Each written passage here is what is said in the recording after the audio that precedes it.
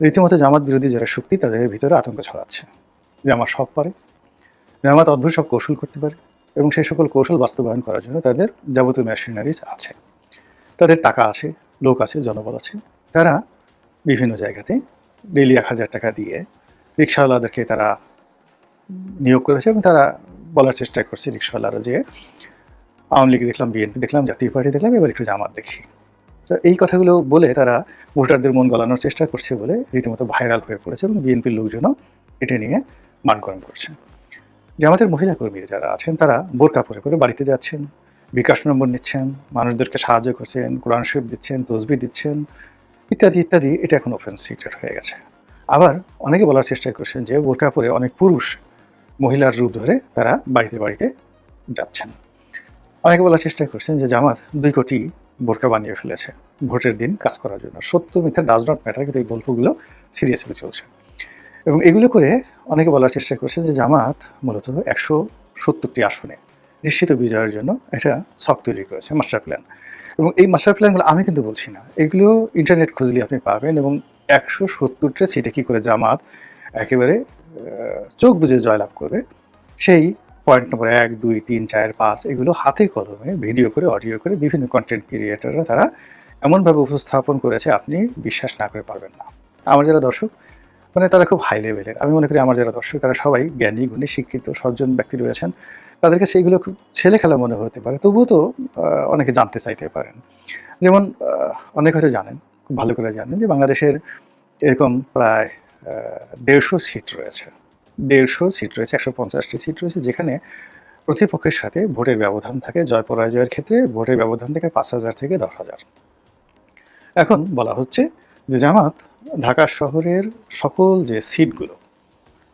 সিটগুলো তারা টার্গেট করে এখানে ২০ লাখ ভোটার, আবার বলছি ২০ লাখ ভোটার তারা দেশের বিভিন্ন অঞ্চল থেকে ডেডিকেটেড ঢাকা শহরে এনেছেন। আচ্ছা, এটা সত্য মিথ্যা আমরা জানি না। যদি এই ঘটনা ঘটে থাকে তাহলে প্রত্যেকটি আসনে যদি ১ লাখ ভোট জামাত প্রার্থীর পক্ষে পড়ে, আর জামাতের যে নর্মাল ভোট যদি মাত্র ১০,০০০ও হয় তাহলে ১,১০,০০০ ভোট।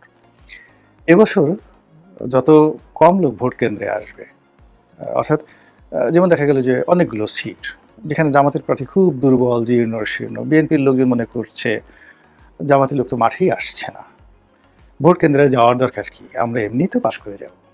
অথবা অনেকে মনে করছে যে আচ্ছা ঠিক আছে, সকালবেলা আবার রাতে একটু সিলসিল পিটিয়ে দেবো আর কি। কিন্তু প্রতিটা কেন্দ্রে যদি সেই যে কটি সংসদীয় আসন আছে যে আমাদের ডেডিকেটেড ৫০০ করে লোক থাকে, জাস্ট 500 লোক, তাহলে এই যারা বিএনপির লোকজন মনে করছেন যে রাতে একটু সিলটিল পিটিয়ে আসবেন, সেটা তো সম্ভব হবে না। গেল ১।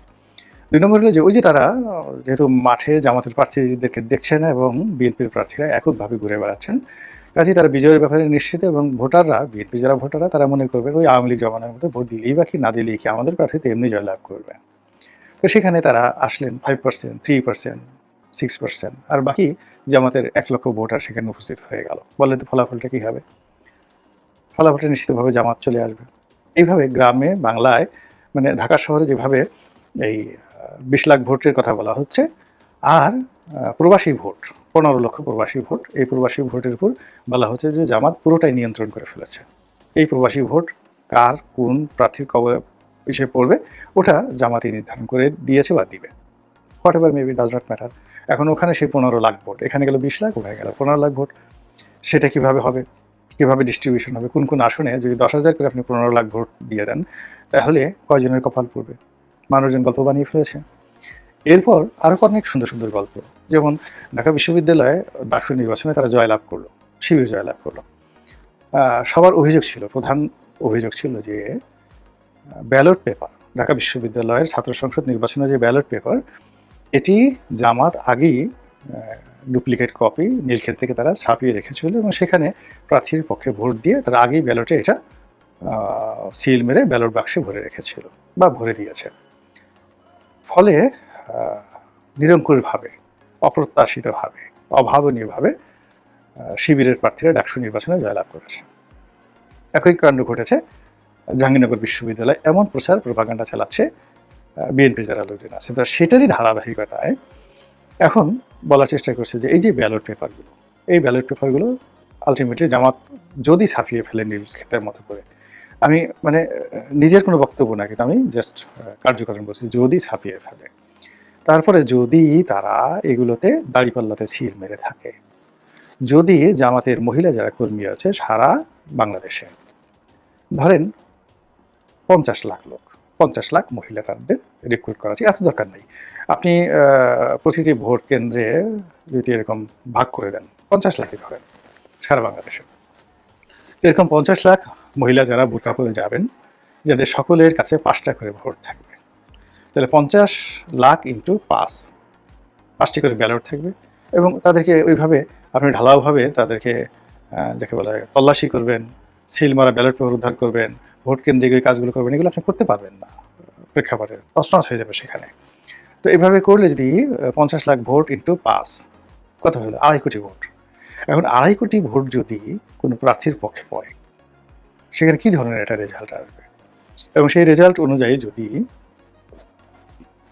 170টি আসনে জামাত জয়লাভ করে, কেউ কেউ অবশ্য একটু কমায় দিচ্ছে, বলছে 162টি আসন তারা টার্গেট করে এভাবে আগাচ্ছে, হোয়াট এভার মেবি, তাহলে জামাতের সরকার গঠন করে ফেলবে। এবং এই কথা বলে বিএনপির লোকদেরকে যেভাবে ভয় দেখানো হচ্ছে, আর এই কথা বলে জামাতকে যেভাবে একটা সেফ এক্সিট দেওয়া হচ্ছে, তার ফলাফলটা আসলে নির্বাচনের 12 তারিখে কী হবে বলা যাচ্ছে না। তবে ইতিমধ্যে একটা জিনিস লক্ষ্য করছেন আপনারা, এনসিপির যারা নেতৃবৃন্দ রয়েছেন, সেটা নাসিরুদ্দিন পাটোয়ারি, হাসনাত আবদুল্লাহ, তারপরে আসিফ মাহমুদ, সজীব ভুঁইয়া, যারা এনসিপির এই মুহূর্তে যারা আছেন, নাহিদ ইসলাম, তারা সবাই হঠাৎ করে নির্বাচনের শেষ সপ্তাহে এসে তারা অতিরিক্ত বা অতিমাত্রায় আত্মবিশ্বাসী হয়ে পড়েছে।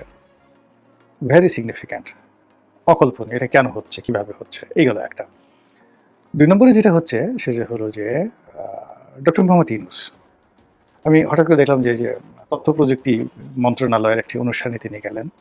তিনি গত কয়েক মাস যাবত ভীষণভাবে মানসিকভাবে বিপর্যস্ত ছিলেন, কথাবার্তা তেমন বলেননি, চেহারাটাও নষ্ট হয়ে গিয়েছিল, কারোর সঙ্গে কথাবার্তা বলেননি, এবং বিদেশে অনেক দিন যাবত তিনি যাচ্ছেন না। কিন্তু সাম্প্রতিক সময় তার ভিতরে অতিরিক্ত আত্মবিশ্বাস চলে এসছে প্রাকৃতিকভাবে, তার চেহারা ভালো হয়ে গেছে, এবং তিনি যেভাবে সেখানে গিয়ে বক্তব্য বললেন, যেভাবে বাংলাদেশের সমস্যাগুলো, মানে পুরো আমাদের দেশের যে আমরা প্রতারণার একটা রাজ্য গড়ে তুলেছি, ওটা লং, মানে কোনো রকম স্ক্রিপ্ট ছাড়া বাংলায় সাবলীলভাবে যে দীর্ঘ বক্তৃতা দিলেন, গত 17 মাসে এত সুন্দর বক্তব্য তিনি দিতে পারেননি। চমৎকারভাবে বক্তব্য দিয়েছেন। এরই মধ্যে প্রাথমিক শিক্ষকদের নিয়োগ, এর মধ্যে চীনের সঙ্গে একটি ড্রোন কারখানা, সামরিক ড্রোন কারখানা স্থাপন করার জন্য চট্টগ্রামে একটি ইপিজেড স্থাপন করা, এরপরে চীনের অর্থায়নে উত্তরবঙ্গে একটি বিশাল হাসপাতাল স্থাপন করা, যা কিনা ভারত মনে করছে এখানে এই হাসপাতালের আড়ালে চীন মূলত এখানে তাদের সামরিক যন্ত্রপাতি স্থাপন করবে, এবং এই সকল সামরিক যন্ত্রপাতি দিয়ে ইজিলি সেই শিলিগুড়ি করিডর থেকে শুরু করে সেই উত্তরবঙ্গ রিলেটেড ভারতের যে সকল রাজ্য রয়েছে, সব রাজ্যের উপর চীন নজরদারি করতে পারবে। অন্যদিকে চট্টগ্রামের যে অঞ্চলটিকে সেই সামরিক কারখানা রূপে ঘোষণা করা হয়েছে, সেটি মূলত ভারতকে দেওয়া হয়েছিল, ভারতকে সেখান থেকে বাদ দিয়ে চীনকে সেটা দেওয়া হলো। এই সময়টিতে হঠাৎ করে এসে উনি যে ঘুরে দাঁড়ালেন একেবারে নির্বাচনের, আজকের আমি ভিডিওটি যখন করছি তখন 29 তারিখ, জানুয়ারি মাসের 29 তারিখ, এই সময়টিতে এসে যেভাবে সরকার ঘুরে দাঁড়িয়েছে, যেভাবে জামাতের আসন নিয়ে কথাবার্তা বলা হচ্ছে, এবং এর বিপরীতে বিএনপির যে নড়াচড়া, এটা কমে যাচ্ছে।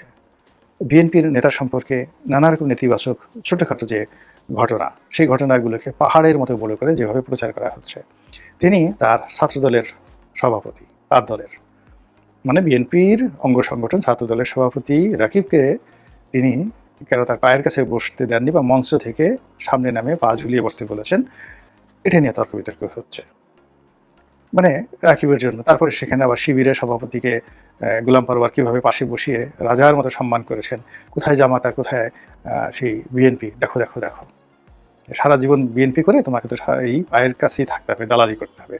এই জিনিসগুলো করে মূলত জামাতকে একটা করিডর করে দেওয়ার চেষ্টা করা হচ্ছে। আর অন্যদিকে ডক্টর মোহাম্মদ ইউনূসের রাইট হ্যান্ড, তার সকল কর্মের প্রেরণাদাতা mastermind doctor Ali Riaz, তিনি সাম্প্রতিক সময়ে যে বক্তব্যটি দিয়েছেন, সেই বক্তব্যটি হলো যে সামনে যে নির্বাচন হচ্ছে সেই নির্বাচনের দ্বারা যে সংসদ সদস্য নির্বাচিত হবে তারা 6 মাস মূলত এমপি হিসেবে নন, মানে কনস্টিটিউশনাল অ্যাসেম্বলি যেটা হবে সেই অ্যাসেম্বলির সদস্য রূপে তারা জুলাই সনদ অনুমোদন করবেন, সংবিধান সংশোধন করবেন, তারপরে তাদের যে কাজগুলো সেগুলো তারা করবেন।